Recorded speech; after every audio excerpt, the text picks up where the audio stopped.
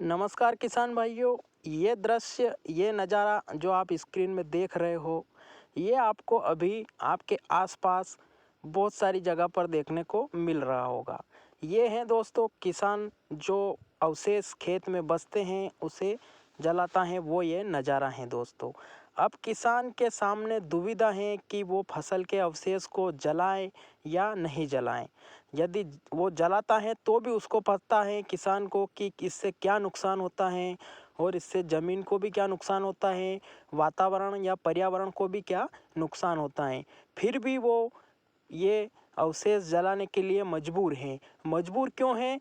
ये किसान की व्यथा एक किसान ही समझ सकता है कि यदि वो इसे नहीं जलाए तो भी उसे काफ़ी ज़्यादा नुकसान उठाना पड़ता है, क्योंकि अगली फसल जब वो लेता है तब उसे खेत तैयार करने में काफ़ी ज़्यादा मशक्क़त करनी पड़ती है। वो क्यों करनी पड़ती हैं?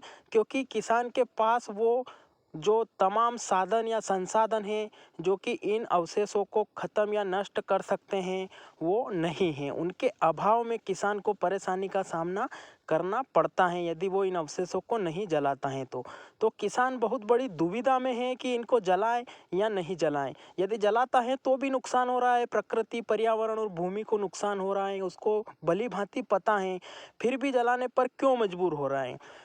इस बारे में काफ़ी ज़्यादा सरकारें होती हैं, जो सरकार सारी जगह की होती हैं, वो फोर्स लगाती हैं कि आप अवशेष को मत जलाइए, पर फिर भी किसान को ये जलाना पड़ता है, क्योंकि किसान के सामने बहुत बड़ी समस्या उत्पन्न हो जाती है। जब वो बारिश में फसल लगाता है तो उसके पास यदि संसाधन नहीं है तो उसे खेत तैयार करने में काफ़ी ज़्यादा मशक्क़त करनी पड़ती हैं।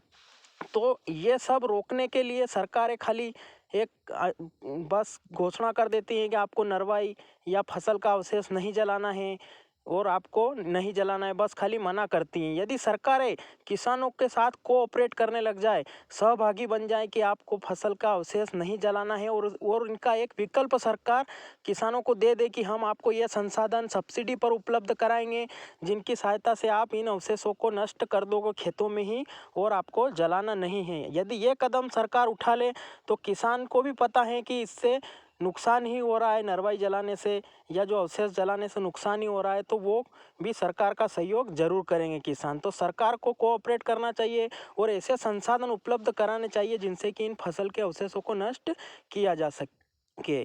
जैसे कि वेस्ट डिकम्पोजर को बढ़ावा दिया जाए, जिनका कि इसके ऊपर छिड़काव करके इसे खेत में ही नष्ट किया जा सके, जिससे कि घास फूस के द्वारा खाद भी बन सकता है दोस्तों।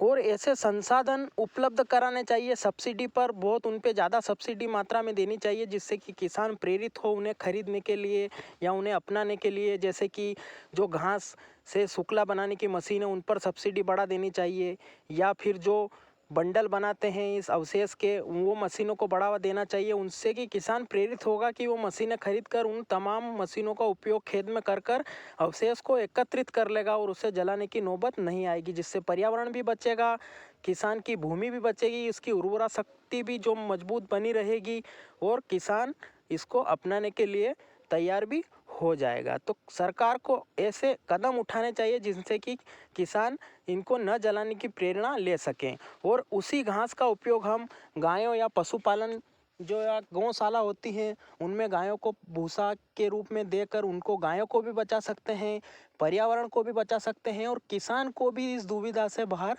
निकाल सकते हैं।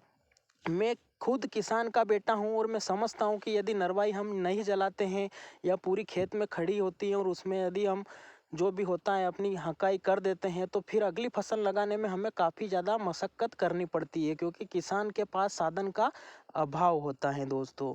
तो किसानों को और सरकार जो होती है, गवर्नमेंट होती है, उनको मिलकर ऐसी एक पहल चलानी होगी जिससे कि हम इसे पर्यावरण को भी बचा सकें, अपनी भूमि को भी बचा सकें, अपनी माँ है ये भूमि इसको भी बचा सकें और दोस्तों किसान भी उस दुविधा से बाहर निकल सके दोस्तों। तो ऐसे कदम, ऐसे प्रयास सरकार को लगातार चलाने चाहिए।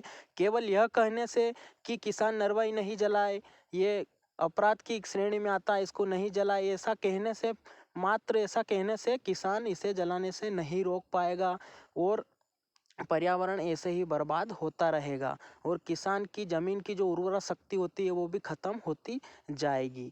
तो इस कड़ी में आप आपके क्या विचार हैं दोस्तों, आप वो हमें कमेंट करके ज़रूर बता सकते हैं कि इस कड़ी में हम ये पहल कर सकते हैं, या आपके इस वीडियो के बारे में क्या विचार है आप कमेंट जरूर करें। और वीडियो अच्छा लगे तो लाइक जरूर करें। और दोस्तों खेती से संबंधित ज़्यादा से ज़्यादा जानकारी प्राप्त करने के लिए, सभी फसलों की जानकारी प्राप्त करने के लिए आप हमारे चैनल को सब्सक्राइब करके बेल आइकन दबा सकते हो।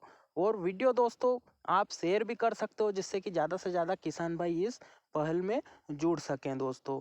तो आपके क्या विचार हैं कि हमें क्या करना चाहिए जिससे कि किसानों की समस्या का भी समाधान हो जाए, और जो सरकार कह रही कि नरवाई नहीं जलानी चाहिए वो बात भी हमें अमल में ला सकें दोस्तों। तो इसके लिए हमें क्या करना चाहिए आप कमेंट में ज़रूर बताएं। वीडियो अंत तक देखने के लिए आपका बहुत बहुत धन्यवाद। जय हिंद, जय भारत।